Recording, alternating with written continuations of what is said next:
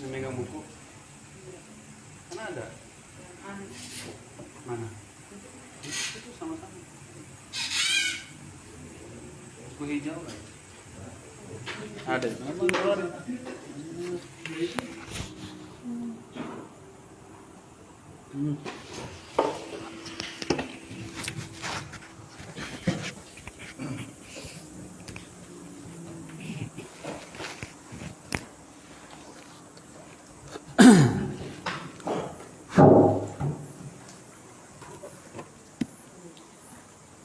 Bismillahirrahmanirrahim. Innal hamdalillah nahmaduhu wa nasta'inuhu wa nastaghfiruh wa na'udzu billahi min shururi anfusina wa min sayyiati a'malina.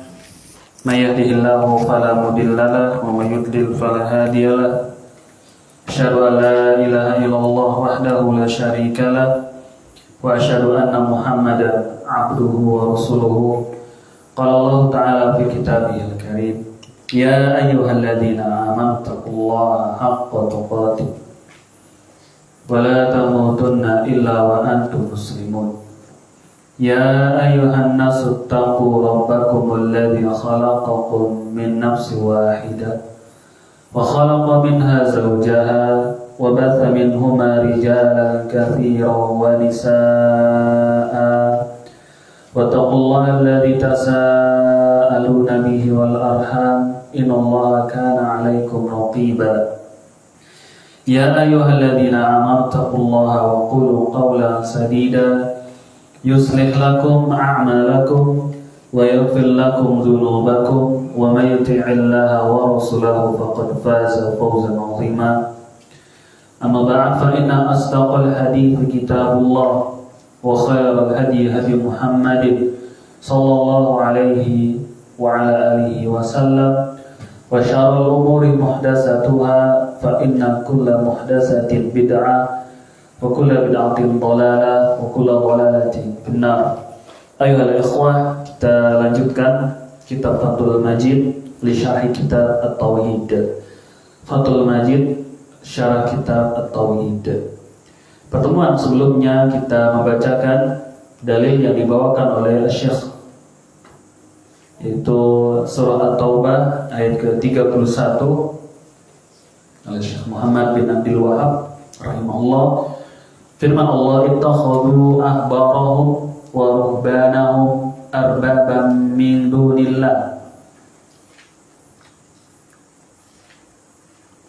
wal masih bin Maryam wa ma umiru illa liya'budu ilahan wahida la ilaha illahu subhanahu amma yusyrikun. Masih di bab yang kelima, tafsir at-tauhid wa syahadati alla ilaha illallah. Dalam bab ini Syekh Muhammad At-Tamimi rahimahullah membawakan firman Allah Azza wa Jalla di surah At-Taubah ayat ke-31. Mereka mengambil orang-orang alim di kalangan mereka dan juga ahli ibadah di kalangan mereka, yakni Yahudi dan Nasrani, menjadikan orang alim di kalangan mereka dan orang abid ahli ibadah ruhban di kalangan mereka sebagai tuhan-tuhan yang disembah selain Allah. Tidaklah Masih merupakan anak Maryam, tidaklah Masih ibnu Maryam, wal Masih ibnu Maryam, demikian pula Al-Masih ibnu Maryam telah dijadikan tuhan-tuhan yang disembah selain Allah. Wa ma umiru, tidaklah mereka diperintah melainkan agar beribadah kepada Rabb yang satu, tidak ada ilah yang berhak disembah dengan benar kecuali Ia. Subhana amma yusyrikun, maha suci Allah dari apa yang mereka sekutukan. Kita telah menjelaskan berdasarkan keterangan para ulama di sini, dibawakan hadis Adi bin Hatim radhiyallahu ta'ala anhu, bagaimana orang-orang Yahudi dan Nasrani menjadikan ruhban mereka, menjadikan ahbar mereka sebagai tuhan-tuhan yang disembah selain Allah. Atau dari sisi apa orang Yahudi dan Nasrani telah menjadikan orang alim di kalangan mereka dan ahli ibadah di kalangan mereka sebagai Tuhan-Tuhan yang disembah selain Allah Azza wa Jalla. Kita sudah menjelaskan di sini bentuk Yahudi atau Nasrani menjadikan orang-orang berilmu di kalangan mereka sebagai Tuhan yang disembah selain Allah, yakni ketika orang alim mereka menghalalkan apa yang Allah haramkan dan mengharamkan apa yang Allah halalkan, lalu mereka mengikutinya. Seperti itulah bentuk menjadikan orang alim di kalangan Yahudi dan Nasrani sebagai Tuhan-Tuhan yang disembah selain Allah Azza wa Jalla. Kemudian mereka juga menjadikan ruhban, ahli ibadah di kalangan mereka sebagai Tuhan yang disembah selain Allah, yaitu dengan cara menjadikan alat perantara antara mereka kepada Allah, atau dijadikan kubur mereka nantinya disembah selain Allah Subhanahu wa ta'ala dengan sanggahan, dengan alasan bahwasanya mereka adalah orang-orang soleh ahli ibadah. Baik ikhwan sekalian, itu sekilas apa yang kita baca dari keterangan para ulama, ya, di antaranya Syekhul Islam Ibnu Taimiyah dan lain-lain berkaitan dengan surah At-Taubah ayat ke-31. Dan kita sampai di perkataan Syekh Abdurrahman Al-Hasan rahimahullah, walihada ittafaqul ulama ala annahu idza urifa al-haqqu la yajuzu lahu taqlidu ahadin fi khilafi wa innama tanazza'u fi jawaz at-taqlid lil qadir ala al-istidlal. Tayyib.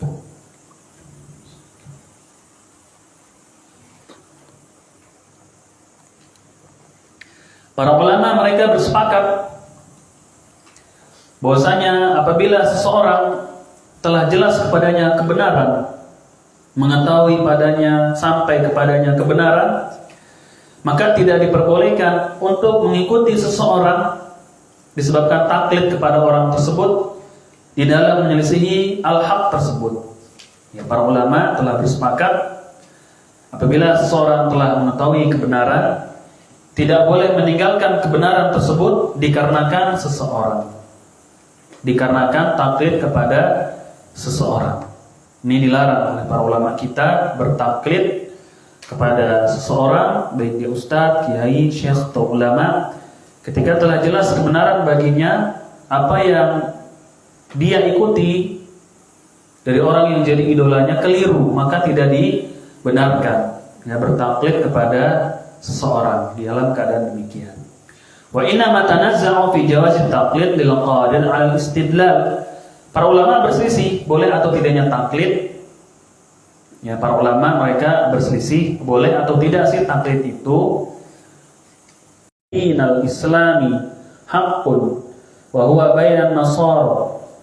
Idza sami'u ma unzila ila rasul taru a'yunahum tafidu minad dam' mimma 'arafu minal haqq wa qawlihi wa min qaumi Musa umma yahduna bil haqqi wa bihi ya'dilun wa amma in kana al muttabi'u lil mujtahid 'ajizan an ma'rifatil haqq 'ala tafsil wa qad fa'ala ma yaqdiru 'alayhi mithluhu min al-ijtihad fi at-taqlid fa hadha la yu'akhad in akhtaha kama fil qiblah.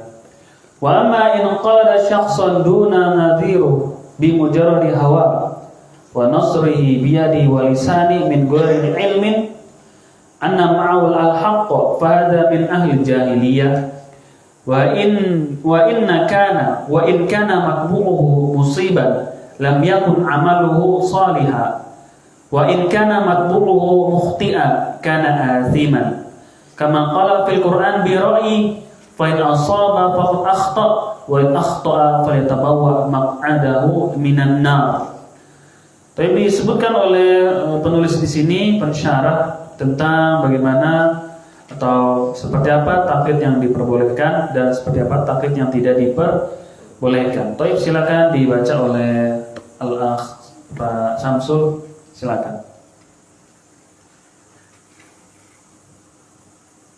Oleh karena itu, para ulama bersepakat bahwa jika dia mengetahui kebenaran, maka dia tidak boleh mengikuti pendapat orang lain yang menyelisihinya. Para ulama hanya berselisih tentang dibolehkannya taklid bagi orang yang mampu untuk berdalil. Jika tidak mampu menunjukkan kebenaran yang dia ketahui, maka dia ini seperti orang yang mengetahui bahwa agama Islam adalah agama yang hak, sementara dia di antara orang-orang Nasrani. Jika dia melakukan kebenaran yang mampu dia lakukan, maka dia tidak disalahkan dalam apa yang dia tidak mampu. Mereka itu seperti An-Najasyi dan lainnya. Allah Ta'ala telah menurunkan beberapa ayat dalam kitabnya tentang mereka seperti firman, wa inna min ahlil kitab lama yu'minu billah wa ma unzila ilaikum wa ma unzila ilaihim. Dan sesungguhnya di antara ahli kitab ada orang yang beriman kepada Allah dan kepada apa yang diturunkan kepada kamu dan diturunkan kepada mereka. Ali Imran 199. Kemudian, dan apabila mereka mendengarkan apa yang diturunkan kepada Rasul Muhammad, kamu lihat mata mereka mengucurkan air mata disebabkan kebenaran Al-Quran yang telah mereka ketahui dari kitab mereka sendiri. Al-Maidah ayat 83. Dan di antara kaum Musa itu terdapat suatu umat yang memberi petunjuk kepada manusia dengan hak, dan dengan yang hak itulah mereka menjalankan keadilan. Al-A'raf 159. Jika orang yang mengikuti ahli ijtihad tidak mampu mengetahui kebenaran secara terperinci, sementara dia telah melakukan apa yang mungkin dilakukan oleh orang yang sepertinya, yaitu berijtihad dalam taklid, maka dia tidak dipersalahkan jika salah, sebagaimana dalam masalah kiblat. Adapun orang yang bertaklid kepada orang tertentu hanya sekedar karena hawa nafsu, dia mendukungnya dengan tangan dan lisannya tanpa ilmu bahwa kebenaran bersamanya, maka orang ini termasuk ahli jahiliyah.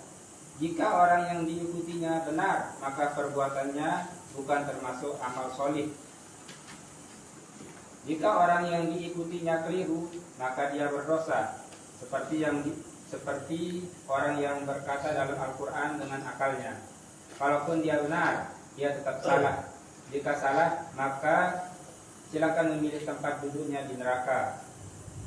Mereka itu. Taib, ini tentang taklid seperti apa yang dibolehkan dan yang tidak dibolehkan. Taib, bagi yang mengikuti hawa nafsu maka tidak dibenarkan baginya untuk bertaklid kepada seseorang. Kalau betul dia telah salah, dan kalau salah maka lebih parah. Baik, kita lanjut ke dalil berikutnya yang dibawakan oleh penulis di surah Al-Baqarah ayat ke-165, dibawakan oleh Syekh Muhammad bin Abdul Wahab dalam kitabnya At-Tauhid untuk menjelaskan tafsir At-Tauhid dan syahadat alla ilaha illallah. Allah Subhanahu wa taala berfirman, "Wa minan nas may yattakhidhu min dunillahi andada yuhibbunahum kahubbillah." Ada sebagian manusia menjadikan selain Allah tandingan. Mereka mencintai tandingan-tandingan tersebut seperti mereka mencintai Allah Subhanahu wa taala. Surah Al-Baqarah ayat 165, "Wa minan nasi may yattakhidhu min dunillah andadan yuhibbunahum kahubbillah." Sebagian manusia menjadikan selain Allah Azza wa Jalla tandingan-tandingan, kemudian mereka cintai sebagaimana mereka mencintai Allah Subhanahu wa taala. Ini akan dijelaskan tentang syirkul mahabbah, syirik di dalam kecintaan. Ini akan dijelaskan tentang kesyirikan dalam kecintaan. Cinta yang seperti apa yang dilarang oleh syariat. Ini akan dijelaskan oleh pensyarah di sini. Syarih, qala al-Imam Ibnu Katsir. Qala al-Imam Ibnu Katsir rahimahullah taala, yadhkurullahu halal musyrikin bihi fid dunya wa ma'alahum wa ma'alihim fid daril akhirah haitsu ja'alullaha andadan ay amsalan wa nudhara'a ya'budunahum ma'ahu wa yuhibbunahum ka hubbihi wa huwa Allah la ilaha illahu wa la nidda lahu wa la nidda lahu wa la syarika ma'ahu. Taib disebutkan oleh Al-Hafidz Ibnu Katsir rahimahullah dalam kitab tafsirnya, ya, tafsir Al-Qur'anil Azim. Kata beliau, Allah Subhanahu wa taala menjelaskan kepada kita tentang keadaan kondisi orang-orang musyrikin. Tentang kondisi orang-orang musyrikin di dunia dan tempat kembali mereka nanti di akhirat. Yakni ketika mereka menjadikan bagi Allah tandingan-tandingan. Ketika mereka menjadikan bagi Allah tandingan-tandingan yang mereka mencintai tandingan-tandingan tersebut sebagaimana mereka mencintai Allah Azza wa Jalla. Sebagaimana mereka mencintai Allah Azza wa Jalla. Di sini ada beberapa tafsiran disebutkan oleh Syekh Utsaimin rahimahullah. Apa sih maksud mereka mencintai tandingan-tandingan tersebut sebagaimana mereka mencintai Allah? Tuh, perhatikan dan catat di sini karena tidak ada di kitab. Akan saya sebutkan di sini dari penjelasan Syekh Muhammad bin Shalih Al-Utsaimin. Apa yang dimaksud mereka mencintai tandingan-tandingan selain Allah sebagaimana mereka mencintai Allah Azza wa Jalla.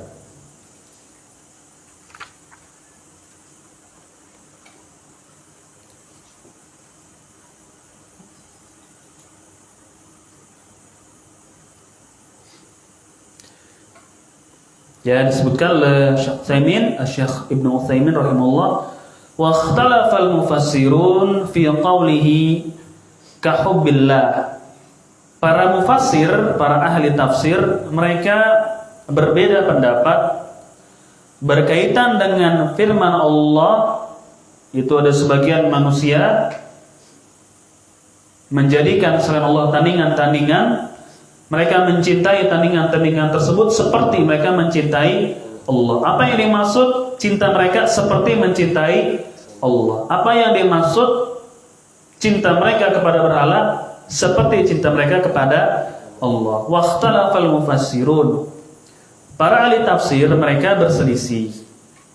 Faqila yaj'aluna mahabbatal asnam musawiyatan li mahabbatillah. Fayakunu fi qulubihim mahabbatun lillahi wa mahabbatun lil asnam. Thayyib.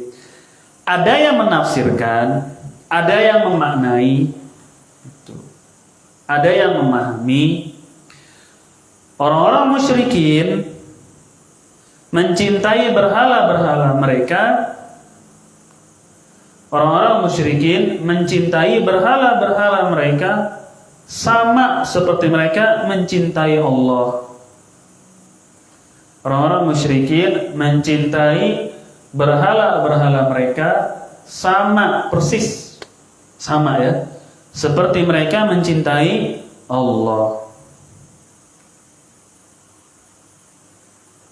Ya, ini menurut satu pendapat, maksud mereka mencintai berhalanya seperti mencintai Allah itu adalah orang-orang musyrikin mencintai berhala-berhala mereka sama sebagaimana mereka mencintai Allah Azza wa Jalla. Jadi dalam hatinya ada dua cinta, cinta kepada berhala dan cinta kepada Allah. Ini jelas kesyirikan, ini jelas kesyirikan. Ya, cinta kepada berhala tapi sama juga di saat yang sama mereka mencintai Allah Azza wa Jalla. Oleh karena itu kan tidak heran sebagaimana disebutkan oleh para ulama, orang-orang musyrikin itu mengakui tauhid rububiyah. Ya, orang-orang musyrikin mengetahui tauhid rububiyah. Intinya orang-orang musyrikin kenal kepada Allah, kenal kepada Sang Pencipta. Ya, kenal kepada Allah, kenal kepada Sang Pencipta, yaitu Allah Azza wa Jalla. Itu pendapat atau tafsiran yang pertama di antara tafsiran para ulama.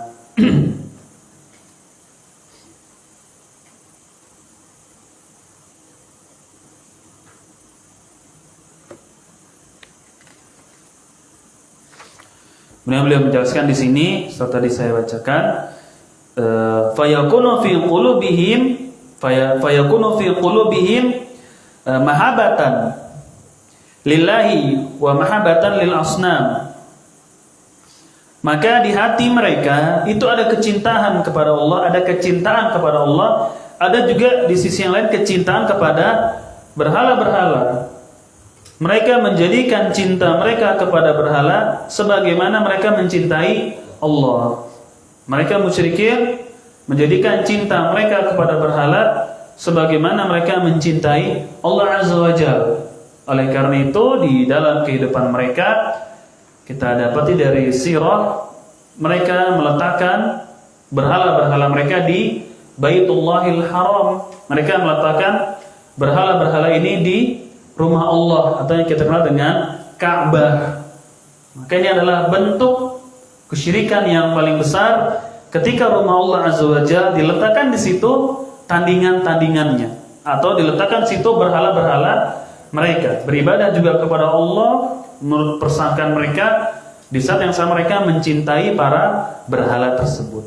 Ada 360 berhala yang mereka letakkan di Ka'bah itu. Itu menunjukkan mereka cinta kepada berhala-berhala tersebut sebagaimana mereka mencintai Allah Azza wa Jalla. Ya wa yaj'aluna mahabbatal asnam ka mahabbatillah. Fayakunul masdar mudhafan ila maf'uli ay hibbul asnam ka hubbihim Allah. Itu menurut tafsiran yang pertama. Waqila, kemudian ada yang menafsirkan mereka mencintai berhala-berhala mereka sebagaimana mereka mencintai Allah. Tafsiran yang kedua, yuhibbuna hadhil asnam mahabbatan syadidatan ka mahabbatil mu'minina lillah. Uya, wajata. Baik. Yang kedua, ada yang mengatakan tafsirannya maksudnya mereka mencintai berhala sebagaimana mereka mencintai Allah. Kalau sariawan ngomong suka belibet ya, suka susah gitu. Yuhibbuna hadhil asnama mahabbatan syadidatan ka mahabbatil mu'minina lillah. Tafsiran yang kedua, orang-orang musyrikin sangat-sangat besar sekali cinta mereka terhadap berhala mereka. Tafsiran yang kedua, orang-orang musyrikin sangat besar sekali kecintaan mereka kepada berhala. Orang-orang musyrikin sangat mencintai berhala mereka.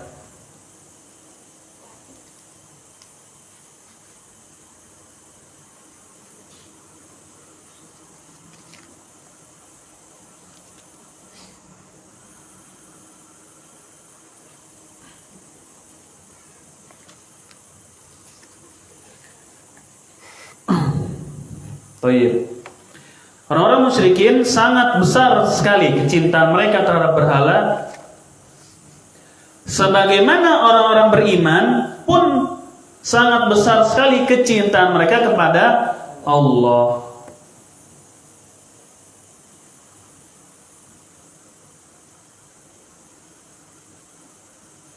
Ini tafsiran yang kedua. Orang musyrikin sangat mencintai berhala mereka, sebagaimanapun sama orang-orang beriman sangat mencintai Allah Subhanahu wa taala. Ini tafsiran yang keberapa? Tafsiran yang kedua. Oleh karena itu di lanjutan ayatnya, walladzina amanu asyaddu hubban lillah, mengatakan orang-orang yang beriman lebih kuat lagi, lebih besar lagi kecintaan mereka kepada Allah. Jadi tafsiran yang pertama seperti apa tadi?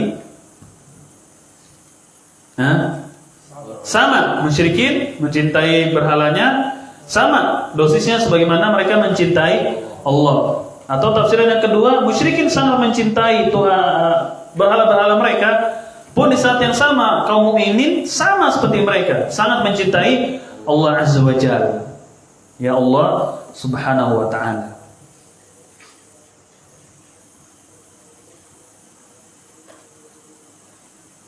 Wasiyaqu hadhil ayati yu'aidul qaulal awwal. Kemudian Syekh Utsaimin lebih memilih pendapat yang pertama. Lebih memilih pendapat yang pertama, bahwasanya musyrikin kecintaan mereka kepada berhala sama sebagaimana kecintaan mereka kepada Allah Azza wa Jalla.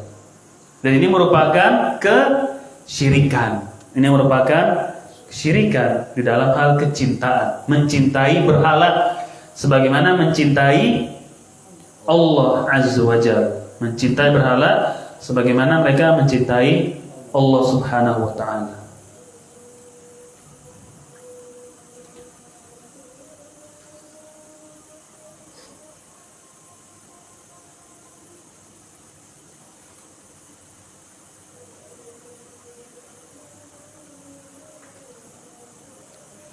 Taib, sini disebutkan faidah bagi kita semua tentang cinta. Al-mahabbah anwa'un. Tentang pembagian cinta. Tentang pembagian cinta. Wal mahabbah anwa'un, kata Syekh Utsaimin, cinta itu terbagi menjadi beberapa jenis gitu. Jadi kecintaan atau cinta itu terbagi menjadi beberapa jenis. Al-awwal, yang pertama, al-mahabbatu lillah. Kecintaan kepada Allah. Jadi jenis yang pertama dari cinta adalah seseorang mencintai Allah atau kecintaan seseorang kepada Allah. Wa hadhihi la tunafi tauhida bal hiya min kamali. Kata Syekh, jenis cinta seseorang kepada Allah, jenis cinta yang pertama ini tidak menafikan tauhid, justru bahkan dia sebagai bentuk kesempurnaan dari tauhid. Jadi cintanya seseorang kepada Allah itu tidak menafikan tauhid. Jelas sekali ini, masa cinta kepada Allah menafikan tauhid? Tidak kan? Jelas. Bal hiya kamaluhu, bahkan cintanya seseorang kepada Allah merupakan bentuk sempurnanya tauhid orang itu. Bentuk sebenarnya tauhid orang tersebut. Ini jenis pertama dari cinta.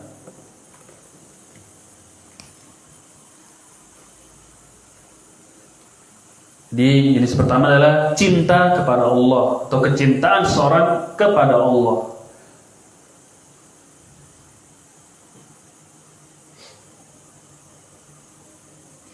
Tapi ada beberapa sedikit penjelasan, saya ringkas saja. Ats-tsani, jenis kecintaan yang kedua, jenis cinta yang kedua. Ats-tsani al-mahabbatu at-tabi'iyatu allati la yu'athiru al-mar'u ala mahabbatillah fa hadhihi la tunafi mahabbata fa hadhihi la tunafi mahabbatallahi ka mahabbatiz zawja wal walad wal mal. Wa li hadha lamma su'ila an-nabiy sallallahu alaihi wasallam man ahabbun nas ilaik qala Aisyah qila wa min ar-rijal qala abuha wa min dzalika mahabbatut ta'am wasyarab wal libas. Jenis cinta yang kedua, terjemahkan atau tidak ini? Diterjemahkan? Terjemahkanlah. Solim dong. Jenis kecintaan yang kedua adalah cinta yang sifatnya manusiawi, tabiat. Kecintaan yang sifatnya tabiat, manusiawi. Manusiawi belum tentu Islami. Islami pasti manusiawi. Ingin tahu perinciannya? Silakan daftarkan anak Anda di sini. Cinta yang sifatnya manusiawi, tabiat. Tidak setiap yang manusiawi itu Islami. Tapi yang Islam itu pasti manusiawi. Cinta yang sifatnya tabiat, allati la yu'athiruha al-mar'u ala mahabbatillah. Jenis cinta yang seperti ini tidak berpengaruh kecintaan orang tersebut kepada Allah. Kecintaan yang sifatnya tabiat, yang sifatnya manusiawi, itu tidak mempengaruhi kecintaan orang tersebut kepada Allah. Cinta yang sifatnya tabiat tidak mempengaruhi kecintaan orang tersebut kepada Allah. Ini kan kita sedang membahas tentang macam-macam cinta. Kamahabati zaujah wal walad wal mal walihada, seperti cintanya seseorang kepada istrinya, seperti cintanya seseorang kepada istrinya.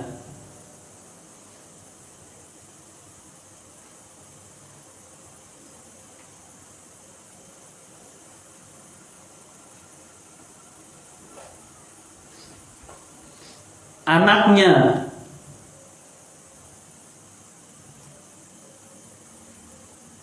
apalagi contohnya, motornya, hartanya, bajunya, makanannya, minumnya, peliharaannya, ayamnya, sapinya.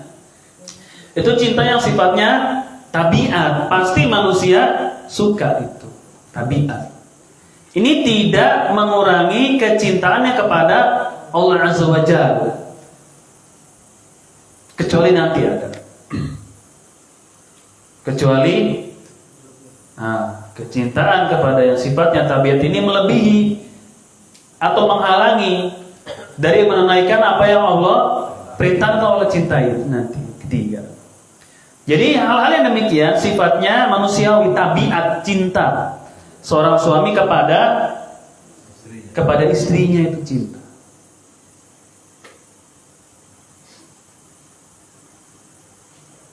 Mau istrinya muslimah atau ahlul kitab, kafir, tetap dia akan mencintainya.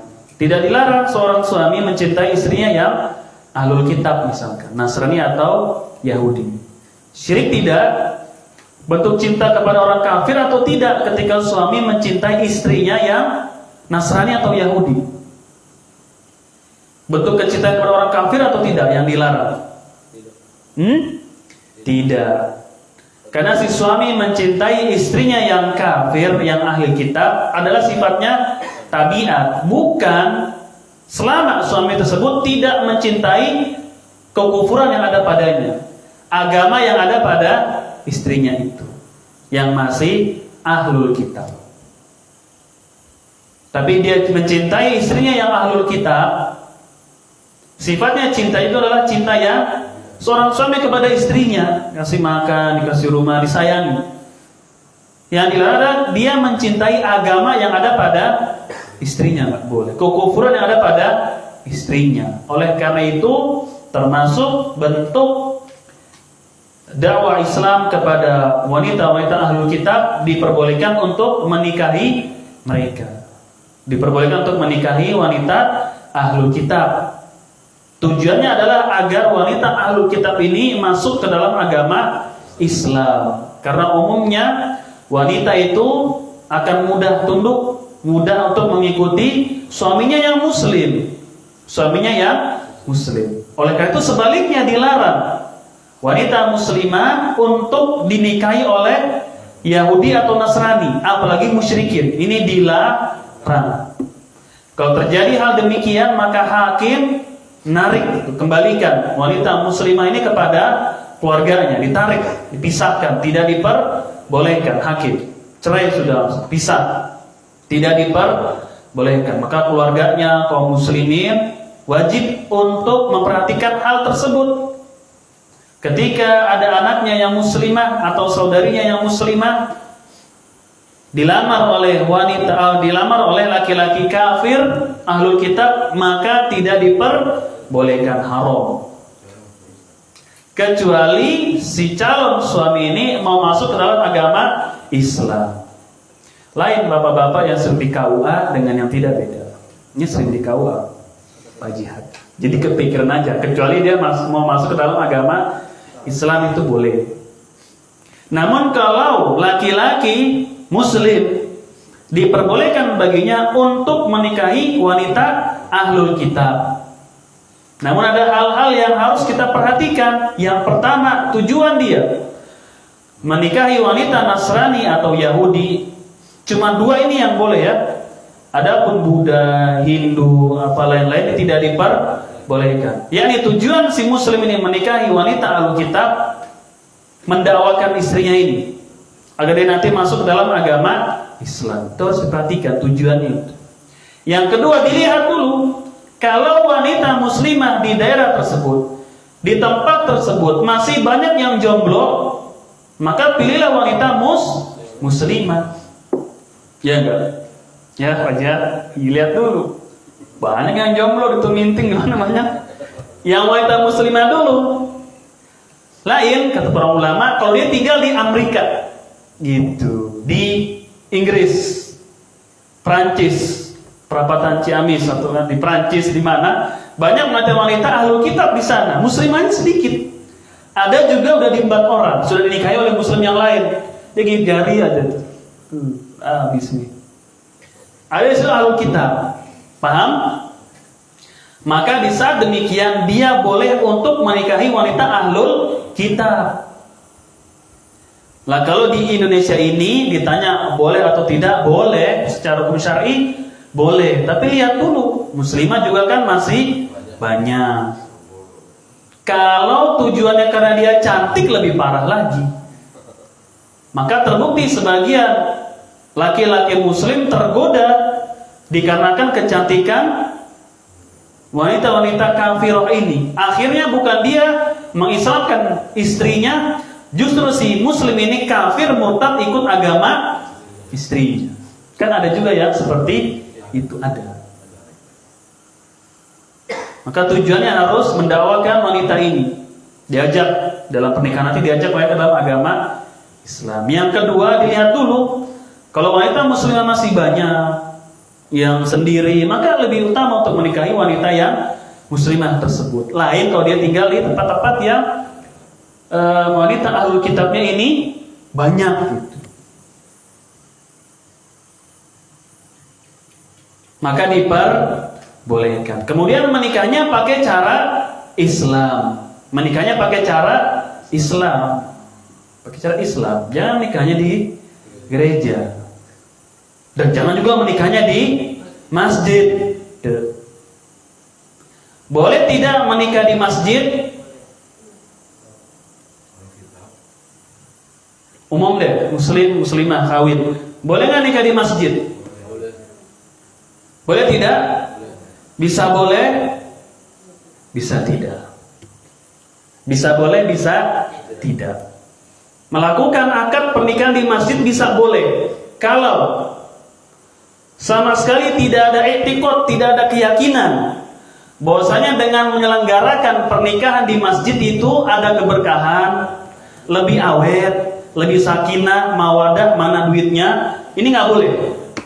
Mana duitnya lagi? Sakinah, mawadah, warahmah. Si muslim dan muslimah ini dua keluarga ini menikahkan anaknya di masjid, tapi keyakinan masjid lebih berkah. Masjid itu lebih melanggengkan pernikahan anak-anak kita nanti.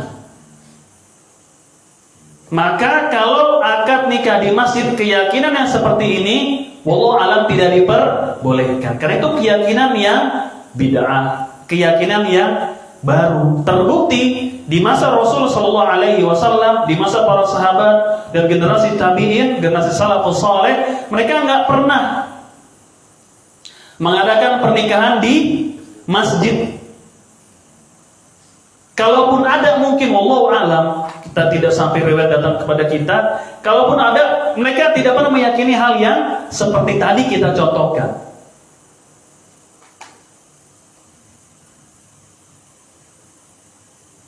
Kayak tanya, kenapa nikah di masjid? Lebih berkah, lebih ajib, lebih sakinah, mawadah, warahmah. Boleh tidak melakukan akad nikah kalau keyakinannya seperti ini? Gak boleh. Tidak ada dalilnya sama sekali. nikah di masjid lebih ini dan seterusnya, nggak ada sama sekali. Maka tidak diperbolehkan. Nggak boleh. Biar apa Pak? Ya nanti itu belum. Tunggu. Belum kelar kan? Bisa boleh, bisa tidak. Kapan tidak boleh? Kalau tadi itu nggak boleh itu. Dan wallahu alam apa yang terjadi di bawah sana, di bawah sekitar di atas, apa yang terjadi di masyarakat kaum muslimin, kita nggak tahu apa niat mereka menyelenggarakan pernikahan di masjid, kita nggak tahu. Kalau seperti tadi keyakinannya nggak boleh, terlarang. Bid'ah itu dalam agama. Nggak ada satupun nas riwayat baik Quran atau sunnah atau perkataan para ulama kita nikah di masjid lebih afdol, lebih langgeng, lebih sakinah. Nggak ada sama sekali. Lebih berkah apalagi. Lebih baik. Nggak ada sama sekali. Nggak boleh maka. Bisa boleh. Akan tapi syarat dan ketentuannya berlaku. Kapan bolehnya? Boleh melakukan akad pernikahan di masjid kalau sama sekali nggak ada keyakinan seperti tadi. Sama sekali. Tidak ada keyakinan seperti tadi itu. Nggak ada keyakinan. Di masjid lebih berkah ini itu nggak ada sama sekali. Pokoknya nggak ada begitu dah, nggak ada. Kosong dari seperti itu. Kenapa dia menikah di masjid? Misalkan ada alasan, ada hajat, ada hal-hal yang tidak memungkinkan dia nikah di rumah, misalkan seperti tadi. Sewa gedung mahal, punya duit, ya kan? Kita bilang, kenapa nggak di KUA? Nah, masalah lagi kan? Di KUA gratis tidak nikah. Justru yang ngundang KUA-nya itu yang bayar biasanya. Ya kan? Kalau kita nikah di kantor gratis. Dua-dua gratis. Oke lah. Bisa boleh kalau dia tidak memiliki keyakinan seperti tadi itu, nggak ada keyakinan, pokoknya kosong dari itu. Kemudian mungkin rumah dia sempit atau dia kalau mau pakai bahu jalan itu bisa mengganggu lalu lintas masyarakat sekitar yang ini tidak diperbolehkan dalam Islam. Nanti mengganggu fasilitas kepentingan umum jalan. Lain kalau dia ingin izin, misalnya izin ke kepala setempat, ke kelurahan apa, ingin melakukan pernikahan, kan harus izin berarti itu. Karena itu kan punya umum, fasilitas umum dan punya pemerintah. Oh sudah di masjid saja. Boleh tidak? Boleh asal tidak ada keyakinan. Kemudian ada syaratnya, tidak ada syaratnya. Wajib bagi orang yang melaksanakan akad nikah di masjid untuk menjaga kehormatan masjid tuh. Untuk menjaga kehormatan masjid. Karena banyak orang yang melakukan akad nikah terlepas dari ada keyakinan yang tadi kita singgung atau enggaknya, terlepas dari itu dah. Kita nggak bahas itu dulu aja. Banyak kaum muslimin yang melakukan akad di masjid itu banyak melanggar kehormatan masjid. Apa contohnya? Campur baur. Satu sisi nanti campur baur antara wanita dengan laki-laki. Kemudian di situ ada lagi musiknya, lagi disetel di situ musik, biar kata Islami. Kemudian ada orang merokok di dalam masjid. Kemudian bersuara dengan suara-suara yang keras. Ini kan dilarang mengeraskan suara di dalam masjid kecuali zikrullah, kecuali apa? Menyebut asma Allah Azza wa Jalla. Ya kajian-kajian seperti ini diperbolehkan. Tapi kalau nggak ada hajat, teriak go, teriak-teriakan di masjid. Kan ada tuh katanya baru-baru nobar di dalam masjid, ini dilarang, nggak boleh. Nobar di dalam masjid nggak boleh. Nonton bola di dalam masjid nggak boleh. Itu masjid sering dibangga-banggain oleh sebagian salafi, suka posting masjid itu. Nggak ada manfaatnya udah.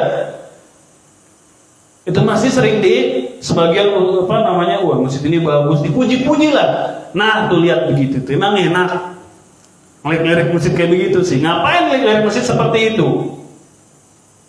Betul tidak? Sebagian bangga, masjid itu ada di sebuah tempat, masjidnya bagus tuh dan lain-lain, dan nutup mata dengan bid'ah yang ada di situ lagi. Katanya salafi lagi. Kok muji-muji masjid seperti itu? Akhirnya kemarin kena tuh nobar bareng di masjid sebut nggak boleh teriak-teriakan di situ. Nonton acara sepak bola.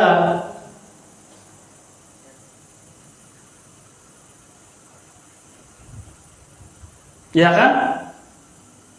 Harus menjaga kehormatan masjid. Jadi tadi nggak boleh ada teriak, nggak boleh ada musik keras-keras itu. Kemudian kalau waktunya sholat berjamaah, maka wajib semuanya laki-laki untuk ikut sholat dan jangan mengganggu jamaah yang lain. Kemudian tidak boleh untuk mengotori masjid. Adapun tentang wanita yang haid masuk ke dalam masjid, ini terjadi khilaf di kalangan para ulama, boleh atau tidaknya. Enggak masuk itu deh. Nah, itu baru boleh melakukan pernikahan akad nikah di masjid. Kalau tidak ada keyakinan sama sekali melaksanakan akad nikah di masjid itu lebih berkah, lebih langgeng, lebih awet. Diperbolehkan juga harus ada syaratnya. Apa syaratnya? Tidak boleh untuk melukai, itu melanggar kehormatan masjid yang ada itu. Kan kadang sembarangan mereka itu, pada ngepus di dalam, ketawa terbahak-bahak, teriak-teriak, nyanyi-nyanyi di dalam. Ibu-ibu dan lain-lain yang pakai pakai jilbab lah, memakai wangian lah, masuk ke dalam masjid. Bagi wanita muslimah kan dilarang. Toyib itu dia. Jadi boleh menikahi wanita ahlul kitab, namun dengan cara-cara Islam, bukan menikah di gereja, bukan juga menikah di masjid. Itu cinta yang sifatnya tabiat manusiawi, seperti seorang mencintai istri, anak dan juga harta. Di dalam sebuah riwayat, Syekh Utsaimin membawakan di sini, Rasulullah SAW pernah ditanya, "Man ahabun nas ilaika?" Wahai Rasulullah, siapa manusia yang paling kau cintai? Qala Aisyah. Maka beliau menjawab, Aisyah. Ini bentuk cinta beliau yang sifatnya adalah tabiat, cintanya suami kepada istrinya, cintanya suami kepada istrinya, tabiat sifatnya. Maka ditanya, siapa manusia yang paling kau cintai? Beliau menjawab, Aisyah. Kila faminar rijal, kalau dari kalangan laki-laki siapa? Kan Aisyah dari kalangan wanita berarti. Ada nggak dari kalangan laki-laki yang kau cintai? Abuha, bapaknya. Kalau dari kalangan laki-laki yang beliau SAW cintai adalah ayahnya. Siapa ayahnya Aisyah? Abu Bakr As-Siddiqul Akbar. Kemudian Syekh Utsaimin memperluas, di antara cinta yang sifatnya tabiat manusiawi adalah mahabbatut ta'am, cinta kepada at-ta'am. Apa ta'am? Santri paling cepat jawabnya. Apa ta'am? Makanan. Makan, wah. Belajar yang benar. Wasyarab, apa syarab? Apa syarab? Minuman, wal libas, dan juga pakaian. Ini cintanya sifatnya tabiat dan pokoknya. Al-thalits, yang ketiga, al-mahabbatu ma'allahi allati tunafi mahabbatullah wa hiya an takuna mahabbatan wa hiya an takuna mahabbatun ghairallahi ka mahabbatillahi aw aktsar min mahabbatillah bihaitsu idza ta'aradat mahabbatullah wa mahabbatu ghairi Quddima mahabbatu ghairillah, quddima mahabbatu ghairillah, wa dzalika idza ja'ala hadhil mahabbata niddan li mahabbatillahi yuqaddimuha ala mahabbatillahi aw yusawiha biha. Kemudian jenis yang ketiga, ada kecintaan pada seseorang, pada hati seseorang ya. Karena ini cinta adalah amalan hati kan? Di dalam hati seseorang ada kecintaan kepada Allah, kecintaan kepada Allah Azza wa Jalla,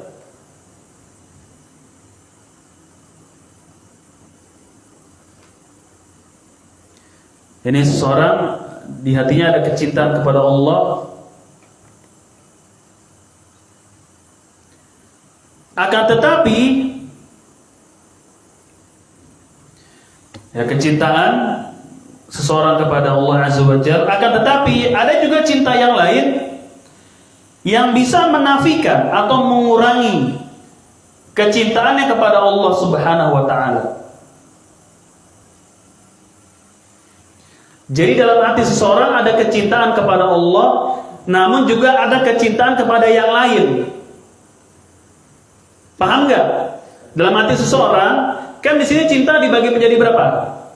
Intinya cinta dibagi menjadi dua, kan?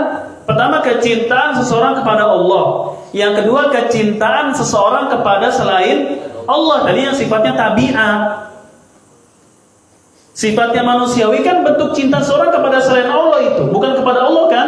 Cinta kepada mobil, kepada motor, kepada ayam, kepada ternaknya, itu kan cinta kepada selain Allah. Boleh atau tidak?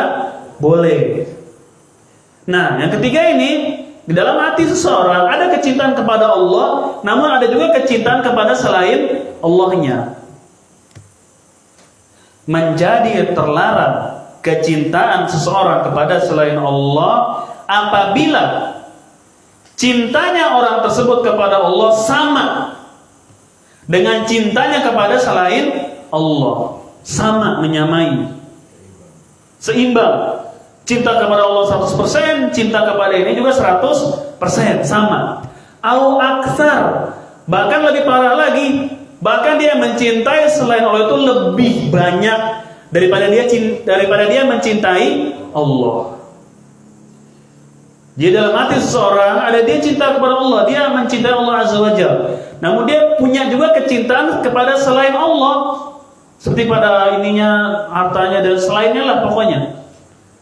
Menjadi terlarang yang tadi sifatnya tabiat menjadi terlarang ketika bentuk cinta dia kepada selain Allah sama sebagaimana dia mencintai Allah. Atau lebih parah lagi, kecintaan dia kepada selain Allah lebih besar, mengalahkan cinta dia kepada Allah Azza wa Jalla. Itu lebih parah lagi.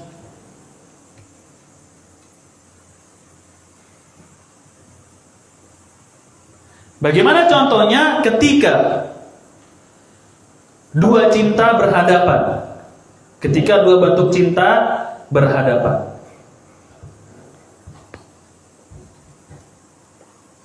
Ketika dua bentuk cinta ini berhadapan, datang kepada hatinya cinta kepada Allah, datang kepada hatinya cinta kepada selain Allah, datang. Ketika dia lebih mengutamakan kecintaan kepada selain Allah, maka inilah yang terlarang, cintanya itu terlarang. Bahkan bisa menjadi kesyirikan. Ketika dua cinta bertemu, mana yang harus dibuktikan? Antara cinta kepada selain Allah dengan cinta kepada Allah Azza wa Jalla. Seruan jihad misalkan, seluruh syaratnya sudah kita penuhi dan kita berhak wajib untuk jihad, maka dia tinggalkan jihad karena cinta kepada negaranya, kepada ayahnya, kepada ibunya, kepada dan lain-lain. Dia tinggalkan itu.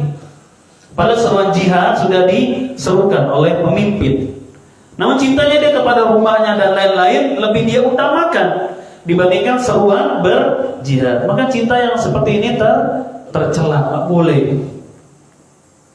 Sekiranya ini tergambar lah ya, contoh yang begini tergambar bagi kita sekalian yang mencintai istri, mencintai anak, namun di saat sama ada harus yang kita buktikan dalam bentuk mencintai Allah Azza wa Jalla. Ketika kita mengutamakan cinta pada Allah, maka itulah yang terlarang. Bihaitsu kata beliau, idza ta'arradat mahabbatullah wa mahabbatu ghairi qaddima mahabbatu ghairillah. Ketika dua cinta bertemu, berhadapan dengan kita ya, antara cinta kepada Allah dengan cinta kepada Allah Azza wa Jalla, dia lebih mengutamakan kecintaannya kepada selain Allah Subhanahu wa taala. Wa dzalika idza ja'ala hadhil mahabbata niddan li mahabbatillah yuqaddimuha ala mahabbatillah aw yusawiha biha. Taib ini penjelasan dari Syekh Muhammad bin Shalih Al-Utsaimin. Itu cinta yang terlarang, bahkan bisa menjadi kesyirikan. Sebagaimana musyrikin menjadikan cinta mereka kepada berhala-berhala, di saat yang sama mereka lebih juga mencintai Allah Subhanahu wa taala. Maka ini kesyirikan dalam hal cinta, dalam hal kecintaan. Taib itu tafsiran dari ulama, disebutkan oleh Syekh Utsaimin tentang makna firman Allah Azza wa Jalla, wa minan nasi may yattakhidhu min dunillahi andadan yuhibbunahum ka hubbillah walladzina amanu asyaddu hubban lillah. Dan ada dari sebagian manusia, mereka menjadikan untuk Allah Azza wa Jalla tandingan-tandingan, lalu mereka mencintai tandingan-tandingan tersebut sebagaimana mereka mencintai Allah. Dan orang-orang yang beriman, kecintaan mereka kepada Allah lebih besar dibandingkan kecintaan musyrikin kepada berhala-berhala mereka. Ada dua tafsiran yang tadi kita sudah sebutkan. Tafsiran yang pertama, cinta orang musyrikin kepada Allah sama sebagaimana mencinta mereka kepada berhala, sama, 50-50. Tafsiran yang kedua, orang musyrikin mencintai Tuhan-Tuhan mereka, orang beriman lebih besar lagi cinta mereka kepada Allah Subhanahu wa taala. Baik, sampai di sini kalau ada pertanyaan saya silakan. Silakan. Ada pertanyaan? Kalau dia kecintaan seperti biasa, apakah dia dikategori malas atau karena itu bentuk kecintaan? Seperti kalau dia lagi main atau lagi tidur atau lagi terus pada saat panggilan azan atau apa, terus dia kayak terlalu, akhirnya dia menikmati kerjanya. Iya. Ya itu ini yang disebutkan oleh para ulama ini kecintaan yang terlarang. Maka dari bentuk kecintaan kepada Allah, ada yang sifatnya maksiat, ada yang sifatnya kefasikan, ada yang sifatnya kekufuran, kesyirikan. Karena itu kan amal. Ada yang hanya sebatas kemaksiatan, cinta tersebut seperti mencintai misalkan orang-orang fasik atau kemaksiatan. Maka mencintai kemaksiatan itu dinilai sebagai kemaksiatan, perbuatan dosa. Ada yang sampai kepada kefasikan, ada yang sampai kepada kesyirikan, ada yang sampai kepada kekufuran. Ini seperti orang musyrikin ini mencintai berhala mereka sebagaimana mereka mencintai Allah. Maka ini cinta yang terlarang atau cinta yang syirik dan kufur. Adapun yang disebutkan tadi, ya kecintaan dia lebih mengutamakan apa yang ia sukai dari hawa nafsunya dibandingkan kecintaan dia kepada Allah, maka kecintaan yang seperti ini terlarang. Kecintaan yang seperti ini berdosa, tidak diperbolehkan.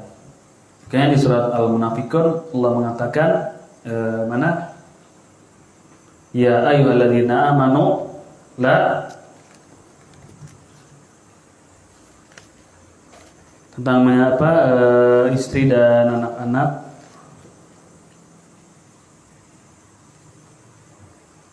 La tulhikum ya ayyuhalladzina amanu la tulhikum amwalukum wala auladukum an dzikrillah wa may yaf'al dzalika faulaika humul khasirun. Ya ayyuhalladzina amanu la tulhikum amwalukum wala auladukum. Wahai orang-orang yang beriman, janganlah melalaikan kalian dari mengingat Allah, harta-harta kalian dan juga anak-anak kalian. Wa may yaf'alu dzalika, siapa yang melakukan wa may yaf'al dzalika faulaika humul khasirun. Siapa yang melakukan seperti itu, telalaikan dari anak dan hartanya, maka dia termasuk orang-orang yang merugi. Maka dia termasuk orang-orang yang merugi. Ini di dalam surat Al-Munafiqun. Kemudian juga Allah berfirman, ya ayyuhalladzina amanu inna min azwajikum wa auladikum aduwwan lakum fahdharuhum. Wahai orang-orang yang beriman, sesungguhnya di antara istri-istri kalian dan juga anak-anak kalian ada yang menjadi musuh untuk kalian, ada yang menjadi musuh untuk kalian. Fahdharuhum, maka hati-hatilah terhadap istri-istri kalian dan juga anak-anak kalian.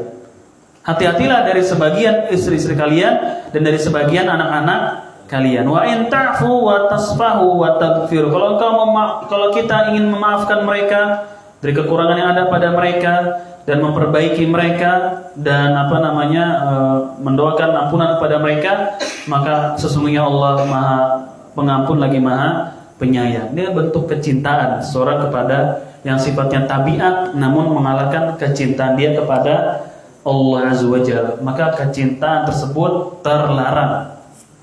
Ketika dia lebih mengutamakan cintanya kepada selain Allah dibandingkan cinta dia kepada Allah Azza wa Jalla. Wallahu a'lam. Ada pertanyaan yang lain?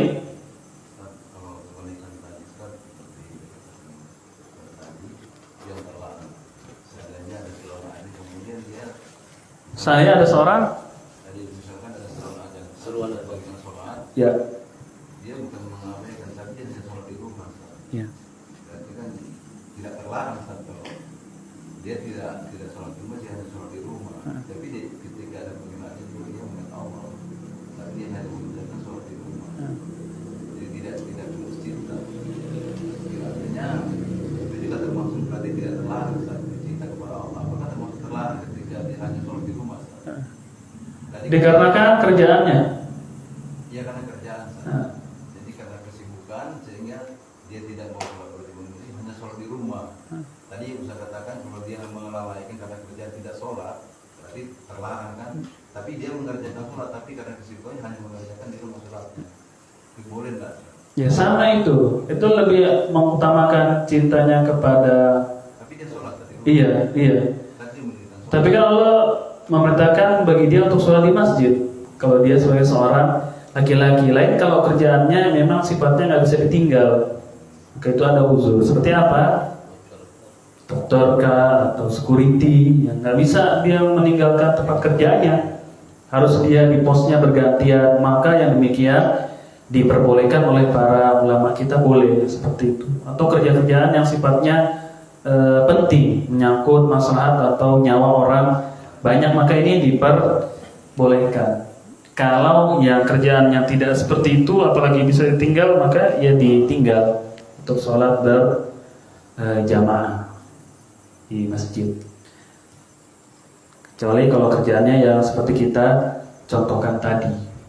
Kemudian juga ada orang yang bekerja, nanti sholatnya jadi terlambat, dia pulang kerjanya jam 4 sore, baru dia nanti bisa sholat berjamaah bersama teman-temannya. Maka Allah alam ini masih diperbolehkan, karena itu masih hitungan sholat tepat pada waktunya. Walaupun azannya jam 3, tapi dia sholat jam 4 ketika bubaran pabrik, maka ini diperbolehkan, nggak apa-apa. Nanti dia sholat berjamaah bersama teman-temannya di pabrik atau musola kantornya. Ini diperbolehkan.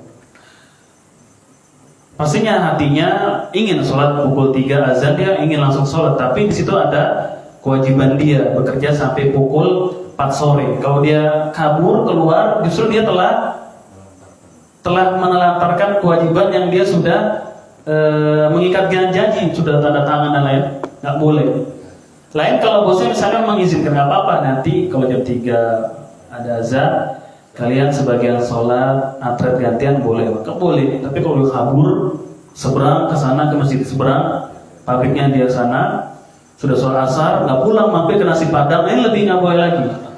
Pulang nanti 4:30. Maka boleh dia jam 4 nanti sholat bersama teman-temannya selepas bubaran kerja, boleh. Tetap tapi hatinya dia pingin nih sebenarnya sholat tepat waktu jam 3, tapi jam 4 itu masih tepat waktu. Ya lihat maka pekerjaannya, kalau lebih mengutamakan pekerjaannya dibandingkan kecintaan Allah, maka kecintaannya yang tersebut terlarang dan diperbolehkan. Melihat kerjaannya seperti apa. Kau cuma jual somai, jual batagor pakai gerobak keliling, ya kan? Aduh, boleh lah, tinggal mampir aja. Jangan usah ini, bubaran sekolah ini, dia jual bakso tusuk jam 12 bubaran anak sekolah ini. Pas bubar sekolah, pas azan, dia tukang bakso tusuk, cilok, tusuk bakso lah pokoknya. Anak-anak kan sekolah bubar tuh, pada jajan dah tuh. Lo nanti aja sholat zuhur, citraya belakangan lah, penting ini dulu nih. Nah ini yang terlarang, nggak boleh sholat dia sudah, karena itu bisa dicari setelah sholat berjamaah. Paham tidak? Sudah, insya Allah gantikan dengan yang lebih baik, kalaupun ketinggalan gelombang pertama. Nanti ada gelombang kedua, ada rezeki lah pokoknya sudah. Ya, lain seperti ya para pedagang atau yang sifatnya kerjaannya bebas, nggak terikat dengan waktu, atau di kantor juga, tapi bosnya membolehkan gitu, terserah lu mau sholat dan Yang penting hari ini kerjaan clear, pokoknya terserah. Kamu mau nyebrang ke masjid sebelah, yang penting hari ini tugas kamu selesai. Kata bosnya gitu. Jadi sahabat boleh, sama nggak apa-apa. Sholat berapa lama sih sholat? Yang penting kerjaan kamu hari ini selesai. Maka yang demikian baru boleh sudah nyebrang deh ke sana untuk sholat. Ya wallahu alam lah. Ini pelajaran fikih. Ada pertanyaan yang lain? Kira-kira begitu ya, silakan. Mengenai menikahi wanita. Wow. Antum niat ya? Nggak apa-apa. Saya bantu dengan doa. Ya silakan. Banyak kasus di Manado Ustaz yang mungkin pas pernikahannya yang wanita masuk Islam Ustaz. Cuman di pertengahan jalan balik lagi murtad yang perempuannya. Ya. Ini pernikahannya masih sah Ustaz walaupun yang perempuan sudah Masih sah. Ini muslim. Oke. Ini wanita kafirah, kan muslim laki-laki. Muslim, wanita kafirah, ahlul kitab tapi. Mereka nikah. Si wanita ini sudah ketika nikah sudah jadi muslimah belum? Muslimah dan nikah. Di tengah perjalanan kembali lagi ke agama yang lama, ahlul kitab kan? Ahlul kitab. Nasrani lagi atau Yahudi lagi misalkan. Pernikahannya tetap berjalan, boleh kan itu berarti? kalau hubungan ini masih boleh juga. Masih boleh. Yang enggak boleh itu sebaliknya.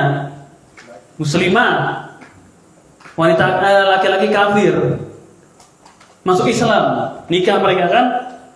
Dengan perjalanan laki-lakinya kembali lagi, makanya dipisahkan. Semata muslimah dibawa oleh keluarganya, oleh KUA, oleh hakim, dibawa nggak boleh, harus dipisahkan pernikahannya. Nah, itu.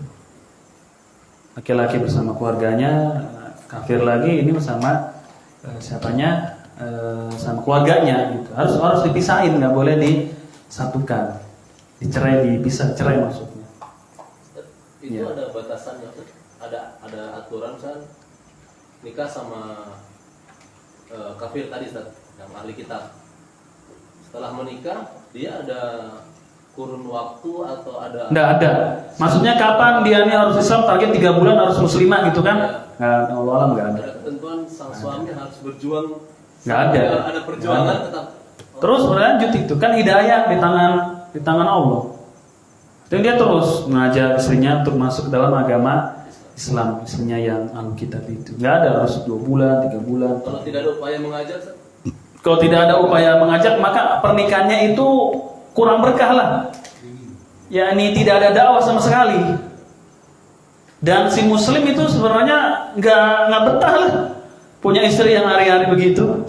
Kalau dia masih keimanan masih kuat tuh nggak betah dong lihat bininya setiap hari. Ya Allah, gitu melulu tiap hari. Gitu kan nggak betah.